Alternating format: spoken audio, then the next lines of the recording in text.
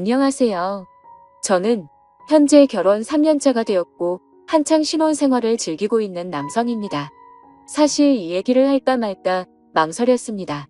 하지만 저 혼자만의 생각으로 되돌릴 수 없는 일을 저지른다면 나중에 너무 큰 후회가 되지 않을까 싶어서 글을 남기게 되었습니다.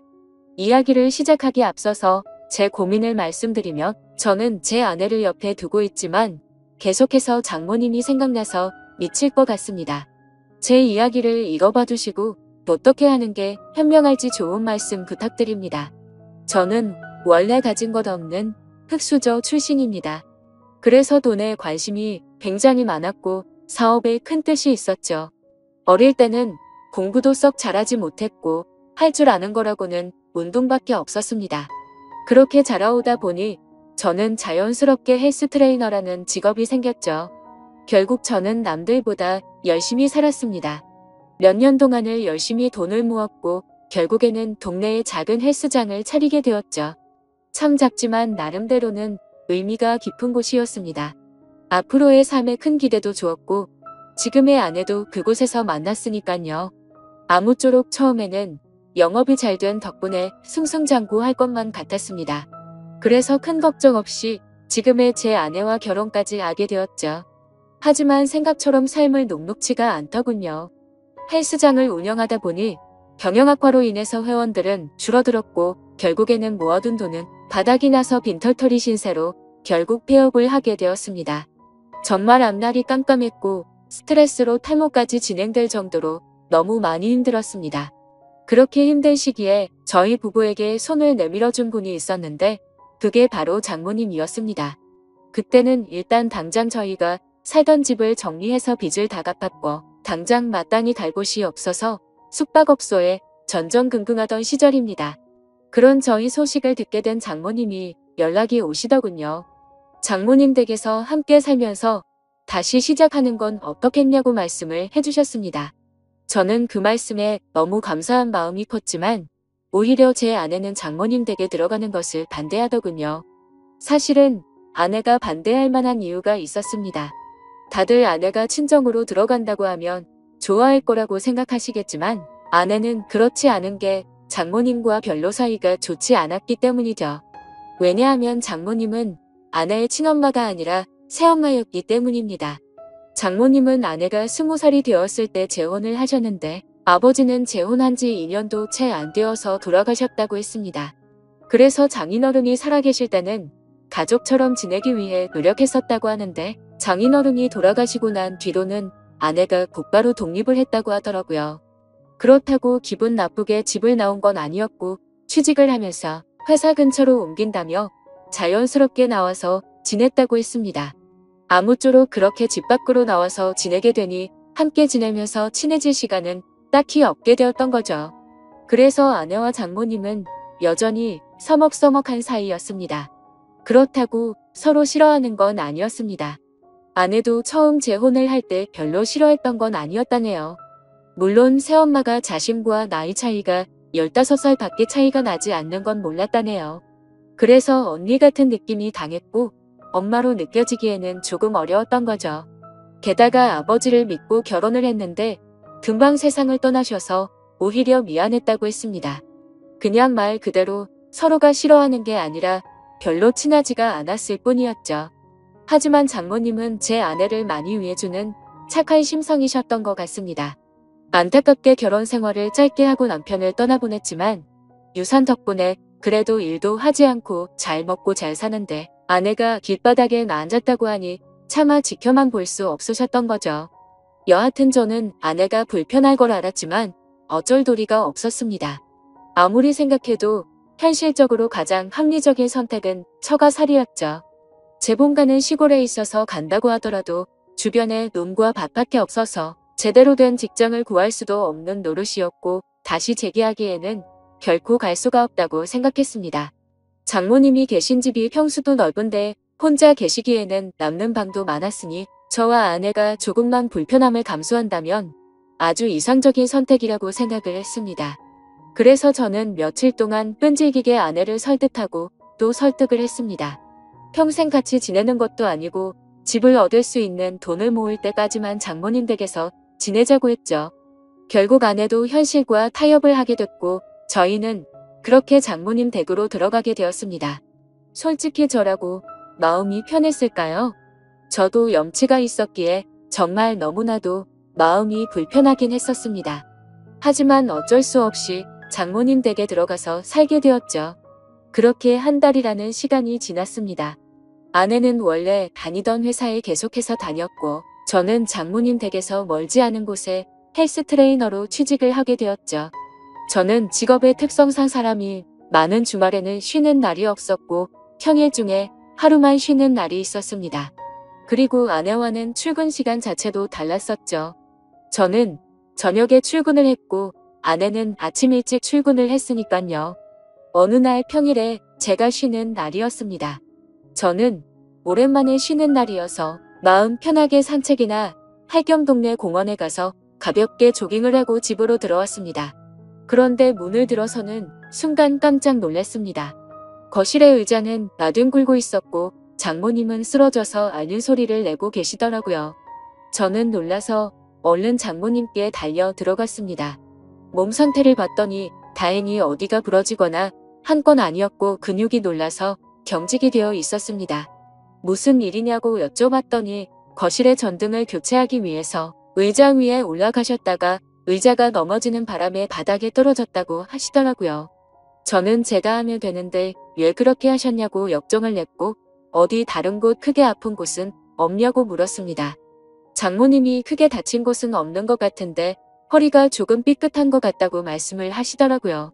그래서 저는 마사지 자격증도 가지고 있었기에 장모님에게 마사지를 해드리겠다고 말씀을 드렸습니다.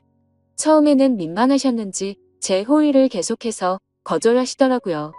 하지만 장모님 댁에 오고 나서 해드린 것도 없어 죄송했던 터라 저는 고집을 부렸습니다. 오늘도 제가 전등 갈았으면 이럴 일 없었는데 장모님께서 계속 거절하시며 제가 너무 죄송해서 지내기 더 불편하다고 말씀을 드렸죠. 그렇게까지 말씀을 드리니 장모님께서도 정마음이 그러면 알겠다면서 마사지를 받겠다고 하시더라고요. 그래서 저는 장모님을 부축하고서 장모님 방으로 들어갔습니다. 사실 장모님 댁에 들어온 지도 한 달이나 지났지만 장모님의 방에 들어간 건 그날이 처음이었습니다.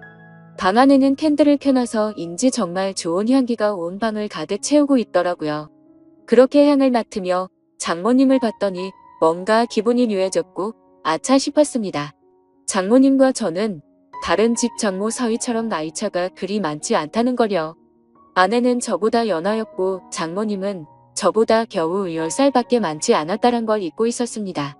사실 사회에 나가서 보면 장모님은 40대 초중반의 나이에 많지 않은 나이였고 나이를 모르고 보면 30대 중후반으로 보일 만큼 동안이셨죠. 제 입장에서는 항상 장모님으로 대했고 생각했기에 애써 외모에 대한 객관적인 생각을 하지 않았을 뿐 미모도 훌륭하셨죠. 그리고 무엇보다도 장모님은 장인어른과 결혼 전에 요가 강사를 하셨었기에 지금까지도 관리를 잘하고 계셔서 몸매는 솔직히 제 아내보다도 훨씬 좋은 것 같았습니다. 아무튼 저는 엎드려 있는 장모님을 보니까 순간 수많은 생각들이 스쳐 지나갔지만 정신을 차리고 마사지를 해드리기 시작했습니다. 한참 마사지를 해드리다 보니 아무 말 없이 조용히 계시던 장모님은 마사지를 왜 돈 주고 받는지 알겠다고 처음으로 말씀을 하시더군요. 그리고는 저에게 여기저기 아픈 곳을 알려주셨고 저는 허리뿐만이 아니라 평소에 불편하시다고 한 곳을 전체적으로 마사지를 해주었습니다.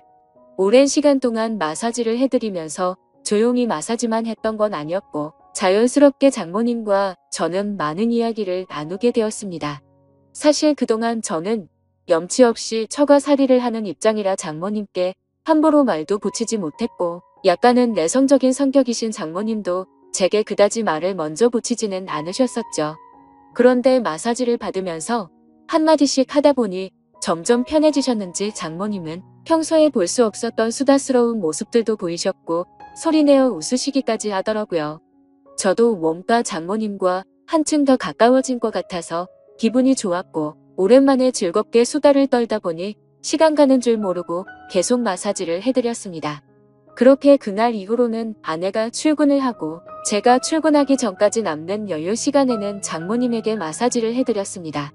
그러다가 문득 드는 생각이 있었죠. 마사지를 해드리면서 느꼈지만 정말 장모님은 40대 몸매라고 하시기엔 믿어지지가 않았죠. 솔직히 눈 감고 마사지를 하면 20대라고 해도 믿을 정도였으니깐요. 하지만 감히 장모님에게 결코 그런 생각을 해서는 안 된다고 정신줄을 바로 잡고는 했습니다. 여하튼 거의 매일같이 장모님께 마사지를 해드리다 보니 장모님과 저는 급속도로 친해지게 되었죠. 그러다 보니 장모님은 평소와는 다른 모습들을 많이 보여주더라고요.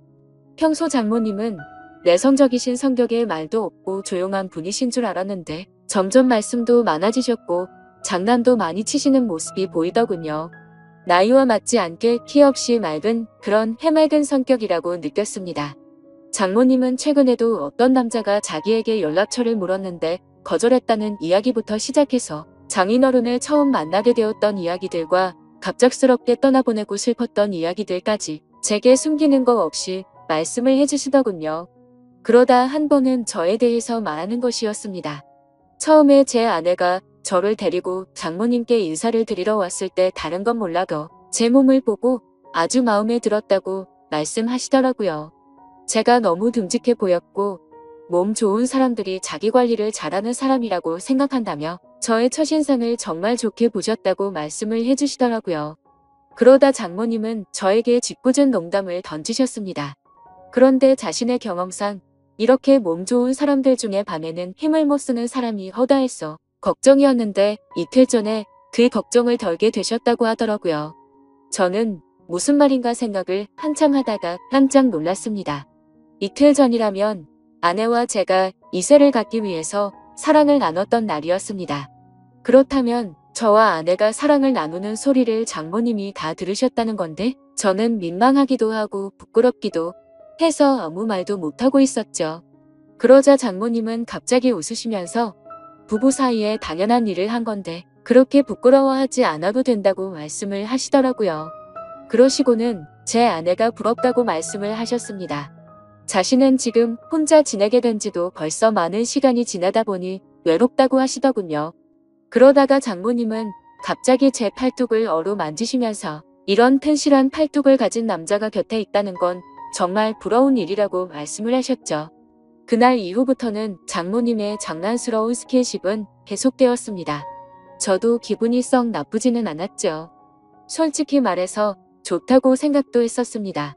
하지만 이러다가는 큰일이 벌어지겠다고 생각을 했고 장모님에게는 저의 근무 시간이 바뀌었다고 거짓말을 했습니다.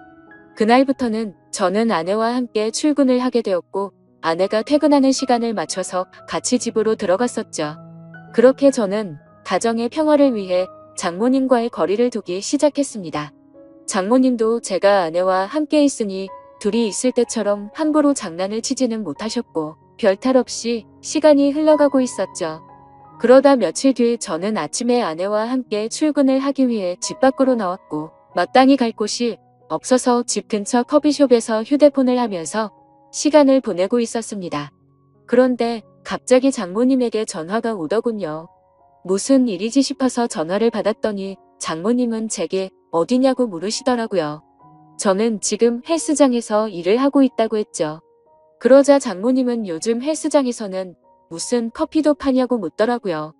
저는 그 말에 무슨 말을 하시는 거지 싶어서 고개를 들었더니 커피숍 입구 쪽에서 저를 노려보고 있는 장모님을 발견하고 말았습니다. 그리고는 장모님은 아무 말도 안 하시고 전화를 끊으시고는 밖으로 나가 버리셨죠. 그날 이후로는 정말 집안 분위기가 엉망진창이 되었습니다. 그렇지 않아도 서먹서먹한 분위기였는데 그때부터는 한기까지 느껴질 정도였죠. 그래서 저는 하루하루가 바늘방석에 앉아서 생활하는 것처럼 너무 많이 불편했었습니다. 그렇게 불편한 나날을 보낸 지도 몇 주가 지나갔고 아내는 회사 워크숍이 있어서 1박 2일 후 자리를 비운다고 하더군요. 저는 어색한 걸 너무 싫어하는 성격이라 솔직히 그때부터 너무 초조했고 미칠 것 같았습니다. 차라리 친구들을 만나서 밤새도록 술이나 먹고 들어 올다부터 시작해서 여행이라도 다녀온다고 할까 등 수많은 여러 가지 생각을 했지만 아내가 자리를 비울 때 기회다 싶어서 같이 자리를 비우며 일을 더 악화시킬 것 같아서 차마 그런 방법을 선택할 수는 없겠더라고요. 그래서 저는 장모님과 이런 불편한 관계로 계속해서 지낼 수는 없는 노릇이었기에 결국 정면 돌파를 하기로 마음을 먹게 되었습니다. 저는 아내가 워크숍을 간 날 삼겹살과 소주 등 장모님께서 좋아할 만한 것들을 잔뜩 사들고서 집으로 들어갔습니다. 장모님의 방문을 노크하면서 장모님께 그동안 죄송했다며 함께 먹자고 말씀을 드렸죠. 하지만 제게 많이 화가 나신 장모님은 대꾸도 하지 않으시더라고요. 그래서 저는 간곡히 계속해서 부탁을 드렸고 결국에는 장모님은 제 성화에 모시겨 식탁에 앉으셨습니다. 저는 열심히 고기를 구워서 쌈도 싸드렸고 장모님의 잔이 비지 않도록 소주도 계속 채우면서 허심탄회하게 이야기를 시작했습니다. 장모님께서는 장난이라고 제 몸을 계속 만지시는데 솔직히 저한테는 정말 부담스러운 일이었다고 했죠. 그러자 장모님은 그게 그렇게 싫어서 거짓말까지 하고 그랬냐고, 그냥 싫으면 싫다고 하지 그랬으면 굳이 안 했을 텐데 왜 이상한 사람을 만드냐고 화를 내셨습니다. 저는 또 화가 나신 장모님을 보면서 당황한 나머지 사실 싫어서 그랬던 건 아니었다고 했죠. 그런데 그 말을 하자마자 아차 싶었습니다. 장모님은 곧바로 싫은 게 아니면 뭐냐고 물으셨습니다. 이런 말씀드리기 그렇지만 사실 장모님께서 저를 만지실 때마다 좀 느낌이 이상했다고 했죠. 장모님은 그때부터 뭔가 표정이 달라지시더니 무슨 느낌이 이상하냐고 했습니다. 그래서 저도 술도 취했겠다. 그동안 억울했던 마음도 있었던 터라 생각 없이 말을 내뱉기 시작했습니다. 장모님처럼 젊으시고 예쁘신 분이 저를 만지시니까 당연히 이상한 생각이 들고 그랬다고, 저도 남자인데 아무렇지 않은 게 이상하지 않겠냐고 필터를 거치지 않고 마구 말을 했죠. 그 말을 하는 순간 분위기는 순식간에 얼어붙어 버렸고 그 대화를 마지막으로 장모님과 저는 그냥 연신 술만 마시기 시작했습니다. 그래서 저는 분위기를 만회하고자 장모님에게 시덥지 않은 농담을 던지기 시작했지만 분위기는 쉽사리 나아지지 않더라고요. 그렇게 술만 연신 들이붓다 보니 저도 모르게 정신이 왔다 갔다 할 만큼 술이 올라오기 시작했습니다. 근데 갑자기 장모님은 실수로 옷에 음료수를 쏟게 되셨고 옷을 갈아입고 오신다고 하더니 방으로 들어가셨습니다. 그래서 저는 혼자서 술을 계속 마시고 있었죠. 그렇게 몇 분이 지나서는 장모님 방의 문이 열려서 고개를 들었는데 저는 깜짝 놀라서 들고 있던 술잔을 놓쳐버릴 뻔했습니다. 장모님은 차마 입에 담지 못할 그런 복장으로 갈아입으시고는 저에게 다가와서 조용히 말했습니다. 나 지금 많이 취해서 기억이 하나도 안 날 것 같아. 너도 그렇지 않냐며 제게 묻더라고요. 저도 술에 취한 나머지 그렇다고 고개를 끄덕였습니다.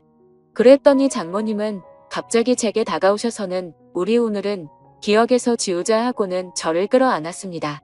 장모님과 저는 그렇게 술에 취해서인지 무언가에 홀렸던 건지 결코 돌이킬 수 없는 실수를 저지르고 말았던 겁니다. 다음날 아침 숙취로 인해 두통을 겪으면서 일어났는데 순간 어제 있었던 일이 생각나면서 너무 두려웠죠. 저는 장모님이 깰까봐 조용히 밖으로 나와서 평상시처럼 식탁을 치우고 샤워를 했습니다. 제가 샤워를 하던 중에 장모님도 일어나셨는지 평상시와 다름없이 제가 먹을 아침을 차려주셨습니다. 그날부터 저와 장모님은 더 어색한 사이가 되었습니다.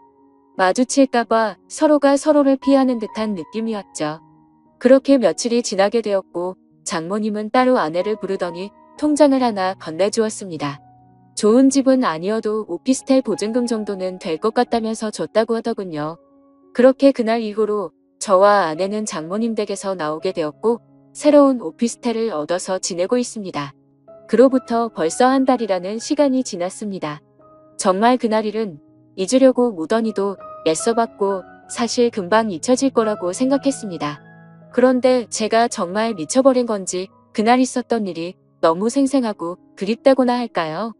정말 제가 이래서는 안 되는데 제 아내를 옆에 두고서 저는 장모님이 계속해서 생각나서 미쳐버릴 것 같습니다. 차마 이런 생각을 하는 것조차 욕을 먹어 마땅한 그런 일인 걸 잘 알지만 사람 마음이라는 게 수학 공식처럼 답이 정해져 있는 게 아니잖아요. 장모님의 얼굴을 한 번 더 보고 나면 제 마음이 착각을 했구나 생각할 수도 있을 것 같은데 용기를 내서 장모님에게 연락을 하는 게 맞을지 어떻게 해야 할지를 잘 모르겠네요. 다른 분들이라면 어떻게 하실 것 같으신가요? 그냥 얼굴만 보는 건데 크게 문제가 되진 않을 것 같고 연락을 해보는 게 맞을까요? 아니면 지금처럼 계속 참아가면서 살아가는 게 맞을까요? 부디 현실적인 답변 부탁드리겠습니다. 감사합니다.